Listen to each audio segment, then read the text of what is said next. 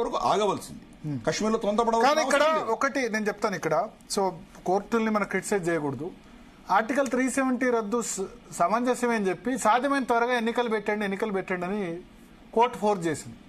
నిజానికి ఇటువంటి విషయాల్లో నా అభిప్రాయం చెప్తున్నా, వ్యక్తిగత అభిప్రాయం, ఇవి ఇంటెలిజెన్స్, సెక్యూరిటీ ఇవన్నీ కోర్టులు కాదు నిర్ణయించాల్సింది. నేషనల్ సెక్యూరిటీ అడ్వైజర్, హోంశాఖ, కేంద్రం డిసైడ్ చేయాల్సింది. ఇప్పుడు ఎవరు రెస్పాన్సిబిలిటీ? ప్రభుత్వమే రెస్పాన్సిబిలిటీ. కోర్టులో నేను తప్పు పట్టను.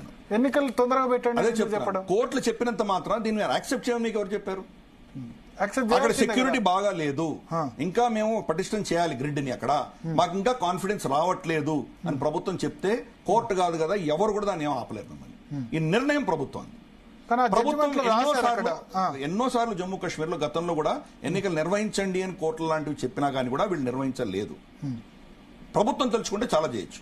సెక్యూరిటీ ఇప్పుడు కూడా ఇంకా అవ్వలేదు, టూరిజం పెరుగుతోంది, కానీ అయినంత మాత్రాన అక్కడ ఇంకా సిచ్యువేషన్ స్టెబిలైజ్ అవ్వలేదు అని నిర్ణయం ప్రభుత్వం చేయొచ్చు. ప్రభుత్వం చేయలేదు. ప్రభుత్వం ఇన్ఫాక్ట్ ఎక్కడ దాకా వెళ్ళిపోయారంటే దానికి ఫుల్ స్టేట్ హుడ్ కూడా ఇవ్వడానికి సిద్ధపడ్డారు వీళ్ళు, తొందరపాటు చర్య. కాబట్టి ఇటువంటి రెండు తప్పిదాలు నేను ఇందాక చెప్తుంటే మీరు మళ్ళీ ప్రశ్నించారు. మొదటి తప్పిదం అడ్మినిస్ట్రేషన్ చేంజ్ చేయకపోవడము, రెండవది సెన్సెస్ చేయకపోవడము, డీలిమిటేషన్ చేయడం, దాని వల్ల ఎన్నికలకు వెళ్లడం, ఈ యొక్క ప్రక్రియ అంతా కూడా రెండవ తప్పిదం. నేనేమంటానంటే అక్కడ అసెంబ్లీ అసలు ఉండాల్సిన అవసరం లేకుండా రద్దు చేస్తే నష్టమేందా? చేయొచ్చా? ఉండొచ్చు. అసెంబ్లీకి పవర్ ఏముంటుందండి? అసెంబ్లీకి ఏం పవర్ లేదు. ఎమ్మెల్యేలు ఉన్నారు, వాళ్ళ ఇన్ఫ్లుయెన్స్ ఉంటుంది కదా. ప్రభుత్వం ఉన్న తర్వాత ఇన్ఫ్లుయెన్స్ లేకుండా ఉంటుందా? రాష్ట్ర ప్రభుత్వం ఉన్న తర్వాత లేదు. అలా కాదు, మన రాష్ట్రాన్ని చూస్తున్నా మీరు, అలా లేదు అక్కడ. బట్ ఎంతో కొంత ఇంపాక్ట్ ఉంటుంది. మీరు అండమాన్ గురించి చెప్పారు, లక్షద్వీప్ గురించి చెప్పారు. అక్కడ ఉన్నటువంటి వాళ్ళకి ఏం పవర్స్ ఉంటాయి?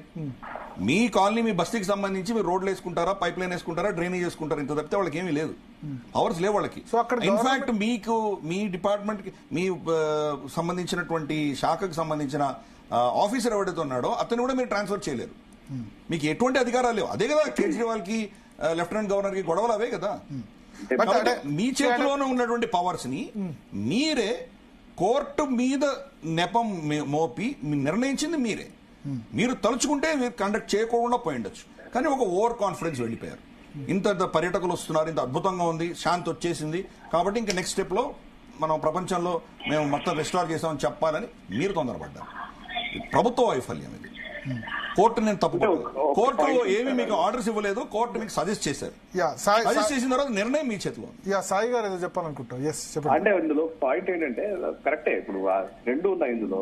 ఒకటి, ఎవరు సరే మనం బయట నుంచి వేరే వాళ్ళని తీసుకొచ్చి అక్కడ పెట్టి ఎంతకాలం నడుపుతాము అని కూడా అనుకుని ఉండవచ్చు. సో అక్కడే ఏదో మార్పు తీసుకురావాలేమో, ఇంకేదో అక్కడ డెవలప్మెంట్ అని ఇంకోటి అవుట్ రీచ్ పెంచారు కదా. ఇంతకు ముందుతో పోల్చితే అవుట్ రీచ్ పెంచారు. అక్కడే ఉన్న వాళ్ళతోటి ఈ ఏమంటారు, ఈ తేనెకి సంబంధించి ఒక ఇండస్ట్రీ డెవలప్ చేసే ప్రయత్నం చేశారు. కొన్ని ఈ యాక్టివిటీస్ నడుస్తున్నప్పుడు ఈవెన్ G20 సమ్మిట్ లాంటిది నిర్వహించాము. ఆప్టిక్స్ లో మనము కొంచెం సేఫ్ గానే ఉన్నాము అనుకున్న తర్వాత మేబీ ఈ నిర్ణయం తీసుకుని ఉంటుంది గవర్నమెంట్. But yes correct. ఒకటేంటంటే సిస్టమ్ వాళ్ళదైతే ఉంది మాట 100% కరెక్ట్. ఎన్ని మనము ఢిల్లీ నుంచి లేకపోతే ఇక్కడ నుంచి లెఫ్టినెంట్ గవర్నర్ హ్యాండిల్ చేయాలనుకున్నా, మేము అక్కడికి పోయినప్పుడు మనకు కనబడుతుంది కూడా అదే. ఆ మధ్యలో ఉన్న వాళ్ళు ఫుల్ బ్రెయిన్ వాష్డ్ వాతావరణం అక్కడ ఉంది. ఆ బ్రెయిన్ వాష్డ్ కొంతమంది అంటారు అక్కడ ప్రజల మనసుల్ని గెలుచుకోవాలి, ఎంత సెక్యూరిటీ భద్రత వల్ల సాధ్యం కాదు, ప్రజల మనసులను గెలుచుకుంటేనే సాధ్యం, లోకల్స్ ను మన వైపు తిప్పుకోవాలి, లోకల్స్ కాశ్మీర్ లో యాంటీ ఇండియా స్టాండ్ తో ఉన్నారు, అది ఉన్నంత కాలం ఏం చేయలేమంటారు. ఉన్న వాళ్ళు ఉన్నారు కొంతమంది. ఇప్పుడు జావేద్ బేగన్ ఉన్నాడు. నేను ఒక ఇంటర్వ్యూ తీసుకున్నా, ఆయనతోటి మాట్లాడాం. జావేద్ బేగని ఆయన అక్కడ అభినవ గుప్తుడి గుహని రివైవ్ చేస్తున్నాడు. ఈవెన్ గిరిధర్ గారు అక్కడికి వెళ్ళొచ్చా కూడా, నేను వెళ్ళలేకపోయాను. బట్ అట్లాగే మెరాజ్ మాలిక్ అని ఒకతను ఉన్నాడు, యంగ్స్టర్ స్టూడెంట్, మంచి చదువుకొని వచ్చిన వ్యక్తి, అక్కడ పనిచేస్తున్నారు. ఇట్లా చాలా మంది ఉన్నారు పనిచేస్తున్న వాళ్ళు. షిరాజ్ జమీన్ అని ఒకతను ఉన్నాడు, ఆయన కూడా ముస్లింసే. వాళ్ళు ఒక అయితే నేను ఆశ్చర్యపోయాం. మేము బారాముల్లా లాంటి ప్లేస్ లో ఈవెన్ ఈద్ ముబారక్, మేము రంజాన్ టైంలో వెళ్ళాం, ఈద్ ముబారక్ అని చెబుతూ ఒక గ్రీటింగ్ కార్డు, దాని మీద కమలం గుర్తు. సో బారాముల్లా లాంటి ఒక ప్లేస్ లో కూడా ప్రచారం చేసుకుంటున్న వాళ్ళు ఉన్నారు. కాకపోతే ఏమైతుందంటే ఆ అవుట్ రీచ్ ఒకవైపు వెళ్తుంది, కానీ ఇలాంటి ఎలిమెంట్స్ కూడా అందులోనే ఇన్వాల్వ్ అయి ఉన్నాయి కదా. సో మనము ఈవెన్ దాంట్లో కూడా చూస్తాం, కాశ్మీర్ లో మన జెనోసైడ్ జరిగినప్పుడు కూడా పక్కింటి వాళ్ళే ఇన్ఫర్మేషన్ ఇచ్చిన సందర్భాలు కూడా ఉన్నాయి.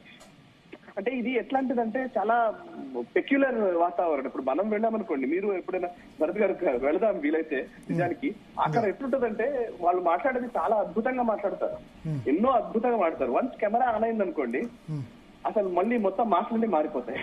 ఓకే. సో కెమెరా ఆన్ అయితే వేరేలా ఉంటది, కెమెరా ఆన్ లేకపోతే ఒకలా ఉంటది. ఇంకొక పాయింట్ ఏంటంటే అక్కడ నుంచి చాలా ఇంటర్నేషనల్ ఆర్గనైజేషన్స్ కాశ్మీర్ మీద ఫోకస్ చేసి పనిచేసి ఉన్నాయి. బికాజ్ ఎందుకంటే దాన్ని మనం యునైటెడ్ నేషన్స్ తీసుకుపోయాం కదా. సో వీళ్ళకి ఏంటంటే ఆ మూడ్ లో ఉండడం వల్ల మనకు కొంత బెనిఫిట్ జరుగుతుంది అనేది గత 70 ఏళ్లలో ప్రూవ్ అవుతూ వచ్చింది కదా. సో యాంటీ ఇండియా లైన్ తీసుకుంటే మనకు కొన్ని శక్తుల నుంచి డబ్బులు వస్తాయనో లేకపోతే సపోర్ట్ వస్తుందనో ఇది ఒక వాతావరణం ఉంది. ఇది ఈ మధ్యనే కట్ చేసుకుంటూ వచ్చాం మనం. బట్ స్టిల్ కొంతమంది మైండ్ సెట్స్ లో అది అలాగే ఉంటది. ఇప్పుడు మీరు ఫర్ ఎగ్జాంపుల్ మేము మన దాంట్లో ఇప్పుడు చాలా ఇందాక అన్నారు కదా, జమ్మూలో యాక్టివిటీ విపరీతంగా పెరిగింది. నిజానికి కాశ్మీర్ కంట్రోల్లోకి వచ్చింది ఒక రకంగా, బట్ జమ్మూలో యాక్టివిటీ విపరీతంగా పెరిగింది. మళ్ళీ జమ్మూలో పీర్ పంజల్ మౌంటైన్స్ అక్కడ అది లాస్ట్ ఇయర్ అయితే చాలా కనీసం ఒక 1 month వరకు అనుకుంటాను ఆల్మోస్ట్ ఆ టెన్షన్ వాతావరణమే నడిచింది, నా సబ్జెక్టివ్ కరెక్షన్. సో ఇది ఒక్క ఇష్యూ కాదు సార్, ఇది నిజంగా ఇది ఒక సివిలైజేషనల్ వార్ నడుస్తోంది. 100% సివిలైజేషనల్ వార్. ఇది పాకిస్తాన్ అనే ఎంటిటీ దాన్ని ఏమంటారు, దేశం కంటే కూడా దాన్ని ఒక కొంతమంది కోసం ఏర్పడ్డట్టుగా ఉంది. ఆ వ్రణం ఆ పుండు మానడానికి ఇంతకాలం పట్టింది, ఎవరు ప్రయత్నాలు చేయలేదు. ఈ మధ్య కాలంలో ప్రయత్నాలు మొదలయ్యాయి కాబట్టి maybe it will take some time. Giridhar గారు, మళ్ళీ సర్జికల్ స్ట్రైక్స్ ఆ దిశగా వెళ్ళొచ్చా?